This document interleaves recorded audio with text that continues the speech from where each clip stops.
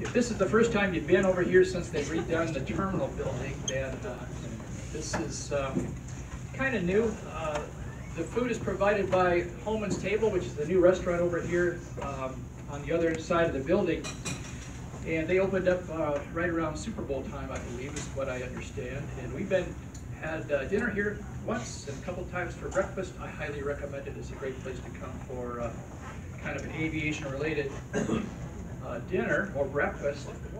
They're gonna kind of, they got some good plans to expand out here into the front of the terminal building. Summer, Liz, who's the operations manager here, said that be able to come and watch airplanes and eat out on the front, which is cool. And so it's kind of the new thing. So it's going to be very, very hopeful it'll succeed. So anyway, that's it. I think most of you know me, Doug Weiler, the President for Life. Yeah. Me and the guy in China, we got the same plan. Anyway, if you're new to the group, we meet every quarter, as you know. It's some venue someplace, usually at a hangar or sometimes for a picnic. And our next event will be in June. Maybe at Bernie's hangar again, I don't know. Absolutely. You always volunteer to have good food over there at Bernie's hangar. Where's Keith? He's back there somewhere. So anyway, just to give you another little briefing, I think Frank Huber is our next airplane is going to be flying pretty soon. It's almost done. Frank's got a 7A over in Anoka. I think it's going to be inspected here in the next couple weeks, so that's coming. Oh, Frank's here. Next Saturday. Oh, next Saturday. My gosh. Right. That's even better. So that's one coming down the pike. I don't know if there's any others that I'm not aware of, possibly out there somewhere. But anyway, that's great. So they're coming along, and Tom's up here, of course, working constantly, fixing airplanes. And we recently were up to Hibbing, working with one of our other members, Jim Brown, who's got 12As up there being painted at the moment. And so we've ferried back and forth between here and Hibbing, the paint shop up there, a couple times to get that airplane repaired and ready for paint. So let's get started today. We got a pretty interesting program. Let me read John's bio here, our guest speaker, and I think you'll find it to be an interesting presentation, but we have to put our glasses on first to see. That's right, I know. So John Hansen was born in Madison, Wisconsin in 1947, and comes from a family of pilots, having been an aviation fanatic as long as he can remember. So starting with spontaneously assembling his first model airplane at the age of 2 from clothespins in his mother's laundry basket, just like me. He made sure every phase of his life somehow involved airplanes.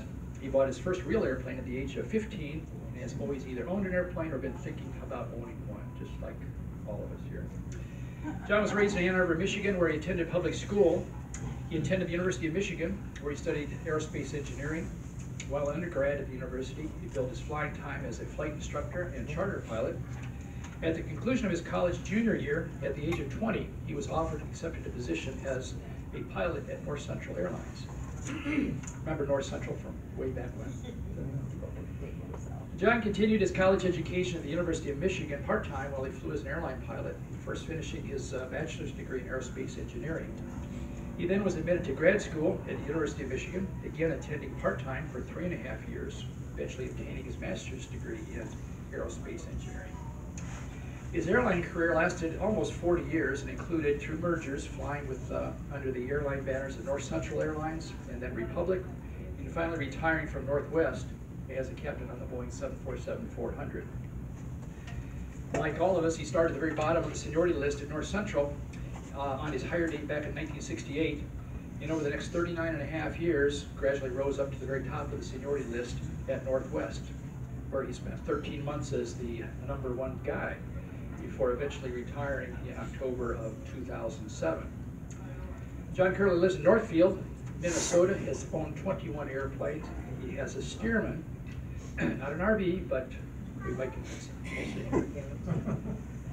In August of 2003, John was honored with the Superior Airmanship Award by the Airline Pilots Association for helping prevent a potentially catastrophic aircraft accident, and in the process, he saved hundreds of lives. The award was presented in August of 2003 during the association's annual Air Safety Forum. In addition to Captain Hansen, the additional crew members of this flight, Captain Frank Gieb and First Officers Mike Fagan and David Smith, also were honored with Superior Airmanship Awards. The event was on October 29th, 2002, Northwest Airlines Flight 85, a Boeing 747-400, which I found out later was the first one, correct, John? First one that Northwest got? En route from Detroit to Tokyo's Narita Airport, experienced a serious and potentially dangerous and disastrous flight control malfunction. A combination of system knowledge, piloting skill, professionalism, and crew resource management allowed Captain Hansen and his crew to successfully make an eventual emergency landing in Anchorage. So guys, I'd like to welcome Captain John Hansen.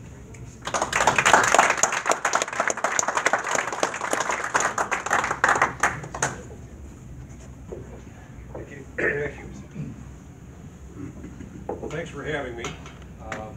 I can guarantee the first part of the presentation will be interesting because we're going to play the video that National Geographic.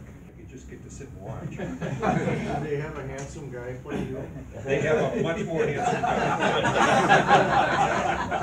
I've seen a lot of those, and they show a lot of times they show the real crew member, and then it's always funny. Yeah. No, it was an interesting thing because after the incident was over and a couple of years after the award had been given to the crew and everything, I got this call from National Geographic. And they said they wanted to do one of their episodes of, I think the series is called Air Disasters. And they wanted to do a whole episode on our flight. And so they wanted the help of the 4 crew members, the cockpit crew members, and as many of the flight attendants as would be willing to participate. And of course, I was willing to do it. I was already retired. That's how long after the incident was. I retired in 2007. So it was after 2007 they did this. And one of the co-pilots, Mike, was also retired at the time. And so we didn't have to really consult anybody about whether or not we could do it. But this was after the Delta merger, and the other captain, Frank Gieb and David Smith, were still working at the time. And they went to Delta for their Delta's blessing on them participating, and Delta said no. So they unfortunately were not able to actually participate in the video. So you'll only see me and Mike in the video. Frank and David wanted to, but the company said that it's a standard company policy. We don't allow any of our employees to make public appearances about incidents. So that's why you only see the 2 of us in the video. But the video speaks for itself, and we'll show that first, and then of course we can do a Q&A afterwards. And my experience has been that there's always a lot of questions, and I'll be happy to answer anything you have, no matter how embarrassing. And then we can also talk a little bit about general aviation. I wrote a book which is over here, and shameless commercialism on my part, but I can sell and autograph it however you want this morning. No pressure. But as they say, without further ado, this will wake up the way it's supposed to.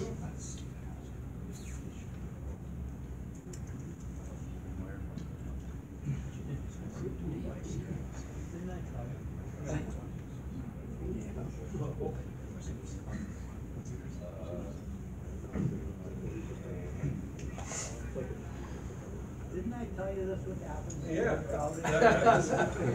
I've tried to show this several times in public, and it always does this. Monitor off? That's on. No, it's not. This thing might have. Doug, wake up the TV, Doug. Maybe I got it this week, though.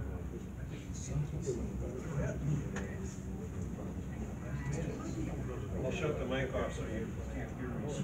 Hey. You got a picture? We're getting close. Now we just have to fish for the connect with it. I mean, if Oh, yeah.